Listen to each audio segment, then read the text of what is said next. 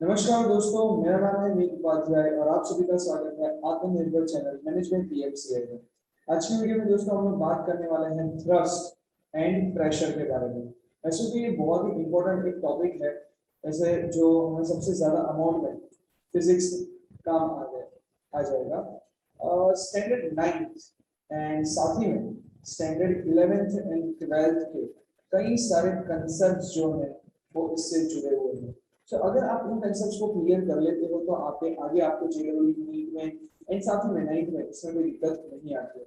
तो चलिए without wasting time दोस्तों आज शुरू करते हैं हमारा थ्रस्ट एंड प्रेशर का कंसेप्ट। सबसे पहले मैं दोस्तों कहना चाहूंगा आप लोगों को कि आखिर थ्रस्ट क्या है। थ्रस्ट सबसे पहले इंट्रोड्यूस्ड होता है हमारा स्टैंडर्ड 9th के अंदर। बेसिकली थ्रस्ट और कुछ नहीं बल्कि फोर्स ही है, लेकिन force is equals to n into air जो न्यूटन के सेकेंड लॉ ने हमें सिखाया। लेकिन इस फोर्स को अगर एक स्पेसिफिक डायरेक्शन के अंदर दे दिया जाए तो दोस्तों वो बन जाता है हमारा थ्रस्ट। जी हाँ, आइए इसे एग्जांपल से समझते हैं। मान लीजिए कि आपके पास एक नीडल है।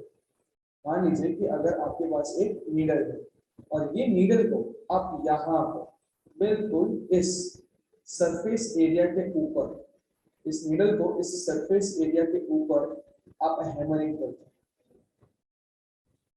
तो जब आप इस नेल को हैमरिंग करवाओगे तो जाहिर सी बात है कि हैमर का सारा फोर्स एक स्पेसिफिक डायरेक्शन के अंदर जाएगा और ये सारा फोर्स एक पॉइंट के ऊपर मीट कर लेगा जो होगा यहाँ पर, इस पॉइंट पे मीट करेगा। तो इससे हमें ये पता चलता है कि अगर फोर्स एक स्पेसिफिक डायरेक्शन के अंदर अगर जाता है तो दोस्तों और कुछ नहीं बल्कि ये कहलाएगा हमारा थ्रस्ट। तो थ्रस्ट के अंदर बिल्कुल सिंपल सा इतना ही लॉजिक था, लेकिन थ्रस्ट आगे जाके आपको बहुत काम आएगा। लेकिन थ्रस्ट के लिए आप और कुछ नहीं बस इतना ही लिखेंगे कि फोर्स जब एक स्पेसिफिक डायरेक्शन के अंदर जाता है तो उसे हम लोग थ्रस्ट कहते हैं। इसे एक और एग्जाम्पल के थ्रू भी समझा जा सकता है। मान लीजिए कि अगर आपके पास कोई सॉफ्ट बोर्ड की पिन है, जी हाँ वही सॉफ्ट बोर्ड की पिन की जो जिससे आप लोग क्राफ्ट वगैरह सॉफ्ट बोर्ड के ऊपर लगाते हैं।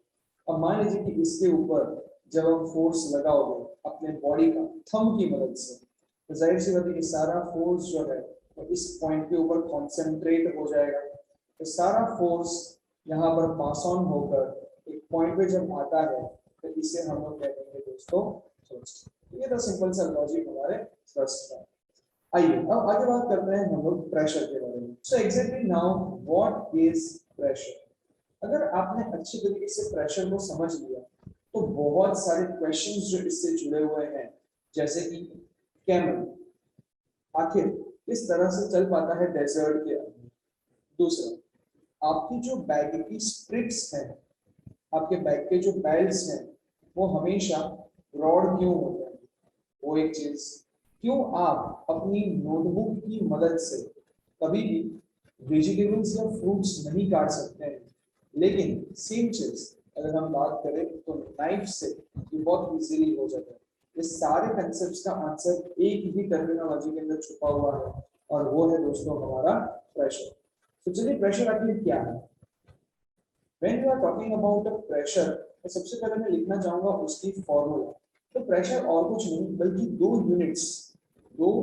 यूनिट्स के बीच में जो रिलेशन है वही चीज प्रेशर है। और वो आपके दो यूनिट्स कौन से हैं, वो दो यूनिट्स ऑलरेडी आपने पढ़े हुए हैं।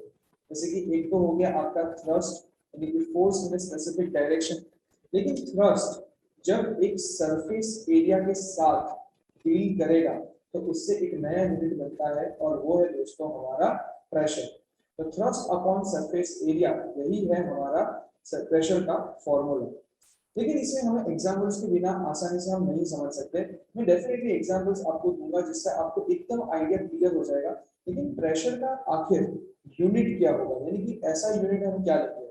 तो जैसे आप देख सकते हैं कि थ्रस्ट आखिर एक तरह से देखा जाए तो फोर्स ही है और फोर्स का ऐसा यूनिट तो न्यूटन है। तो हम प्रेशर का यानी थ्रस्ट का न्यूटन ले सकते हैं और अपॉन सरफेस एरिया।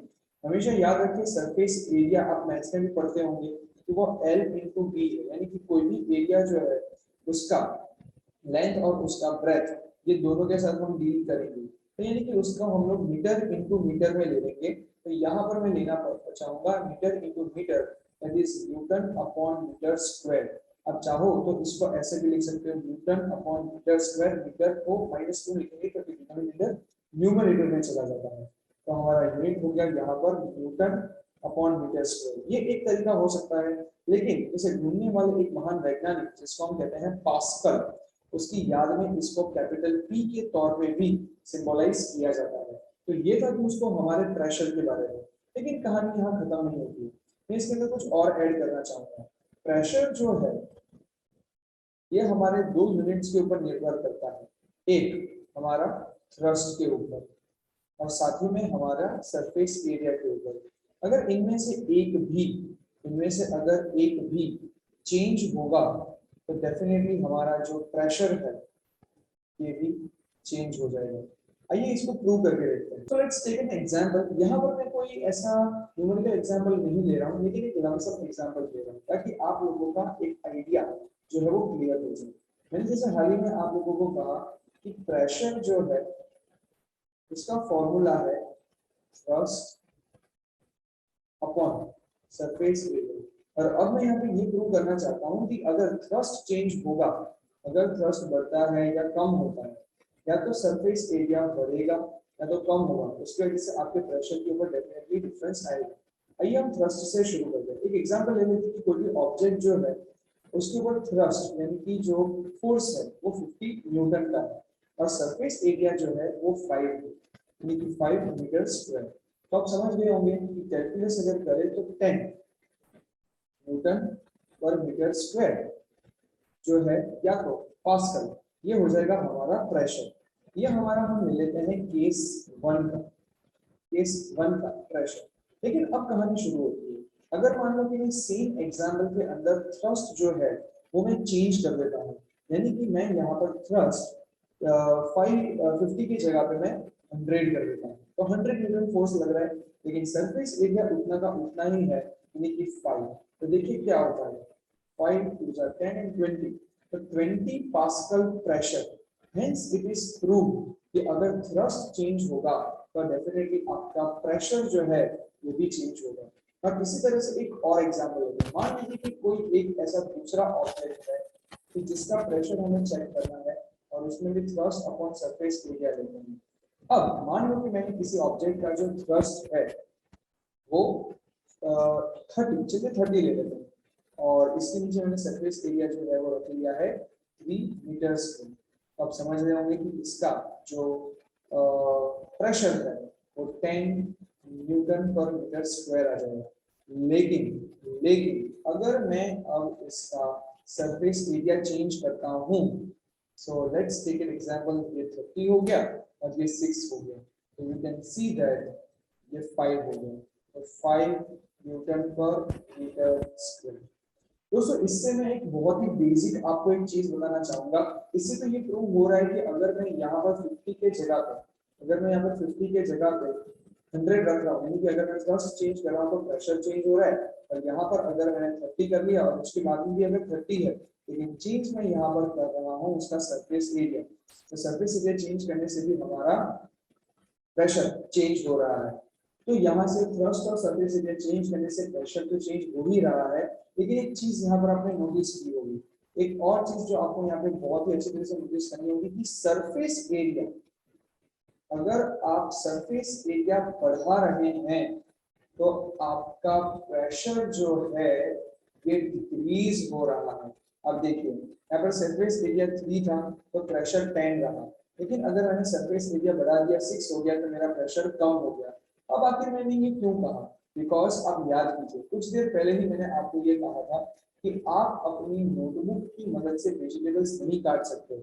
उसका रीजन यही है कि आपके नोटबुक का जो विड्थ है वो काफी मोटा है, लेकिन इसी के जगह पे अगर आप नाइफ कल की बात करेंगे तो नाइफ का जो एज रहेगा, ये वाला जो उसका एज रहता है, इसका सरफेस एरिया बहुत ही कम होगा। तो अगर मैं ये कह दूं यहाँ पर कि सरफेस एरिया कम है तो प्रेशर इसके ऊपर कैसा लगेगा, ज्यादा लगेगा। लेकिन इसी जगह पे अगर नोटबुक की बात करूं कि जिसका सरफेस एरिया बहुत ही ज्यादा है इसका सरफेस एरिया बहुत ही ज्यादा है तो प्रेशर बहुत ही कम होगा। सेम चीज अगर आप बैग के साथ देखना चाहो तो बैग में भी कुछ ऐसा ही है कि बैग की स्ट्रिप्स जो है वो बहुत ही मोटी होती है। तो उसका रीजन यही है कि अगर वो इतनी पतली होती तो शायद इसका सरफेस एरिया कम होता, तो आपके शोल्डर पे इसका प्रेशर ज्यादा लगता है। अगर मैं यहाँ पर इसकी बात करूँ तो इसका सरफेस एरिया बहुत ही कम है, आपके शोल्डर के ऊपर इसका प्रेशर ज्यादा लगता है। लेकिन अगर मैं इसकी बात करूँ तो यहाँ पर सरफेस एरिया मैंने बढ़ा दिया, जिसकी वजह से आपके शोल्डर पर इसका प्रेशर बहुत ही कम होगा। ऐसे बहुत सारे एग्जाम्पल्स है। सेम चीज आप कैमल वाला एग्जाम्पल जो है वो मुझे कमेंट सेक्शन में कमेंट करके बताएं कि क्या कैमल भी इसमें से क्या कोई लॉजिक अपनाता है कि जिसकी वजह से वो इजीली चल पाता है। कमेंट सेक्शन में कमेंट करके मुझे बताएं। तो आई होप दोस्तों कि आपको ऑलरेडी सरफेस एरिया के बढ़ने से प्रेशर का कम होने वाला कंसेप्ट समझ में आ गया होगा। लेकिन एक फाइनल मैं यहाँ पर आप लोगों से एक न्यूमेरिकल सॉल्व करवाना चाहता हूँ ताकि आपको प्रेशर में कोई डाउट ना रहे। सपोज कर लीजिए कि आपके पास एक बिल्डिंग है और ये बिल्डिंग जो है इसका वजन अगर मैं कह दूं तो ये बिल्डिंग का वजन है अप्रोक्सीमेटली 5000 न्यूटन, यानी कि ये तो हो गया इसका वेट। ओके, और एक चीज मान लीजिए कि ये जो इसका सरफेस एरिया है लेंथ इनटू ब्रेथ, तो मान लीजिए कि इसका लेंथ इनटू ब्रेथ जो है ये 30 मीटर्स इनटू 20 मीटर्स है। और दूसरी ओर अगर मैं कह दूं कि इसका जो हाइट है वो हाइट की अगर मैं बात करूं तो दैट इज अप्रोक्सीमेटली 40 मीटर्स। तो मैंने लेंथ बोल दिया आपको, ब्रेथ बोल दिया और साथ में मैंने इसका हाइट भी बोल दिया। लेकिन इसको मैं लेना चाहूंगा केस नंबर 1 और अब मैं यहाँ पर ले लेता हूँ केस नंबर 2, जिसके अंदर मैं ऐसा कुछ दिखा रहा हूँ आपको कि यहाँ पर ये जो बिल्डिंग है उसको मैंने सुला दिया है, उसको कुछ मैंने इस तरह से सुला दिया है, टेढ़ा कर दिया है। अब आप सोच रहे होंगे कि आखिर मैंने ऐसा क्यों किया। मैंने इसीलिए ऐसा किया हुआ है क्योंकि ये जो उसका सरफेस एरिया है वो तो 30 मीटर्स ही है, लेकिन ये वाला जो है वो अब हो गया हमारा 40 मीटर्स। और हाँ, वेट कितना रहेगा इसका, इसका वेट रहेगा दोस्तों 500 न्यूटन ही। अब मेरा सवाल शुरू होता है कि अगर ये केस 1 के अंदर बिल्डिंग खड़ी है और केस 2 के अंदर अगर बिल्डिंग सो रही है, तो दोनों केसेस में ये ग्राउंड के ऊपर जो प्रेशर लगा रहे हैं तो दोनों में से कौन से केस में ज्यादा लगेगा। क्या आप ओरली इस क्वेश्चन का आंसर मुझे दे पाओगे और कितना लगा रहे हैं वो भी आपको मुझे बताना है। तो आइए मैं आपकी हेल्प करता हूँ। अगर आपको इस क्वेश्चन को ओरली सॉल्व करना है तो जो एक छोटा सा प्रिंसिपल मैंने आपको दिया उसका आप यूज कर सकते हो कि higher the surface area lesser the pressure and lesser the surface area higher the pressure. अब क्या करें, अगर आपको केवल सीधा ही यहाँ पर सरफेस एरिया ढूंढना है तब इसका मल्टीप्लिकेशन कर लीजिए, यानी कि 30 इंटू 20, यानी कि ये हो जाएगा आपका 600 मीटर्स। और यहाँ पर अगर इसकी मैं बात करूँ तो ये हो जाएगा 40 इंटू 30, यानी कि 1200 मीटर्स। इससे समझ आ रहा है कि इसका सरफेस एरिया लेस है और इसका सरफेस एरिया ज्यादा है। तो हायर द सरफेस एरिया तो इसके अंदर प्रेशर हो जाएगा लेस और इसके अंदर लेसर द सरफेस एरिया इसके अंदर प्रेशर हो जाएगा ज्यादा। मतलब कि ये जो स्टैंडिंग बिल्डिंग है वो प्रेशर ज्यादा करती है, जबकि स्लीपिंग बिल्डिंग जो है वो उसका प्रेशर बहुत ही कम है। और अगर आपको इसके अंदर ढूंढने की आखिर इसमें प्रेशर कितना है और इसमें कितना प्रेशर है तो आपको फॉर्मूला तो बिल्कुल पता ही है दोस्तों, इसका pressure is equals to thrust upon surface area. अब इसका थ्रस्ट क्या है तो देखिए वेट इज इक्वल्स टू ही फोर्स होता है, ठीक है। तो फोर्स भी हमारा तो थ्रस्ट हो गया, तो यहाँ पर मैं 5000 न्यूटन की थ्रस्ट ले लूंगा और उसके नीचे 600 मीटर मेरा सरफेस एरिया ले लूंगा। तो इससे मुझे मिल रहा है 6 को 50 से डिवाइड करके आप जो भी आंसर है वो लिख लीजिएगा, तो समवॉट हमारा प्रेशर हो जाएगा। सेम गोज ओवर हियर कि यहाँ पर भी मैं अगर इस केस का प्रेशर अगर ढूंढ लूं तो अप्रोक्सीमेटली 5000 अपॉन 1200 कुछ हो जाएगा मेरा, ये 0000 कट हो जाएगा। अब 12 को 50 से डिवाइड करके जो भी आंसर है मुझे कमेंट सेक्शन में कमेंट करके बताइए दोस्तों। लेकिन एक चीज तय है कि जो केस ए का, केस फर्स्ट का pressure will be greater than, because इसका सरफेस एरिया कम है तो प्रेशर इसके अंदर ज्यादा होगा दोस्तों। So this was all about the thrust and pressure. I hope कि आपके सारे डाउट्स क्लियर हो गए होंगे। अगर आपको ये वीडियो पसंद आया हो दोस्तों तो डेफिनेटली हमें कमेंट सेक्शन के अंदर कमेंट करके बताइए कि आपको ये वीडियो कितना पसंद आया। आगे आप ऐसे कौन से वीडियोस एंड कौन से कंसेप्ट देखना चाहते हैं उसके बारे में कमेंट सेक्शन कमेंट करके बताएं। और साथ ही आप अपने सजेशंस हमें हमारे social media platform Facebook and Instagram पर भी भेज सकते हैं, जिसका लिंक ऑलरेडी डिस्क्रिप्शन बॉक्स में दिया हुआ है। Thank you so much guys for watching this video and giving your precious time. Jai Hind, Jai Bharat.